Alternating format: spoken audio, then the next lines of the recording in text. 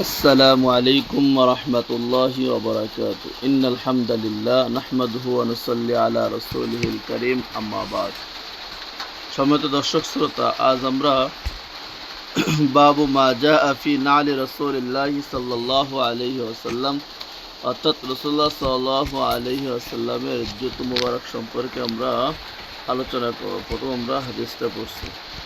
وبه قال حدثنا محمد بن بشار أبو داود همام عن قتادة قال قلت لأنس بن مالك كيف كان على رسول الله صلى الله عليه وسلم قال لهما قبالان। হযরত কাতদা রাদিয়াল্লাহু তাআলা আনহু থেকে বর্ণিত, তিনি বলেন, আমি হযরত আনাস ইবনে মালিক রাদিয়াল্লাহু তাআলাকে জিজ্ঞাসা করলাম,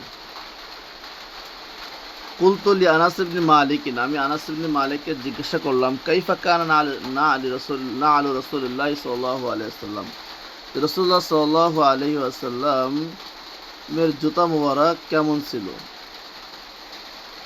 তিনি বললেন, ক্বালা লাহুমা ইবালানে, তিনি বললেন যে তার জুতা মুবারক দুইটা ফিতা ছিল, জুতা মুবারকের দুইটা ফিতা ছিল। অর্থাৎ রাসূলুল্লাহ সাল্লাল্লাহু আলাইহি ওয়াসাল্লামের জুতা ছিল দুইটা ফিতা বিশিষ্ট, মানে জুতার সোলের উপরে দুইটা ফিতা, এরকম গুণ চিহ্নের মতন দুইটা ফিতা এই ধরনের ছিল।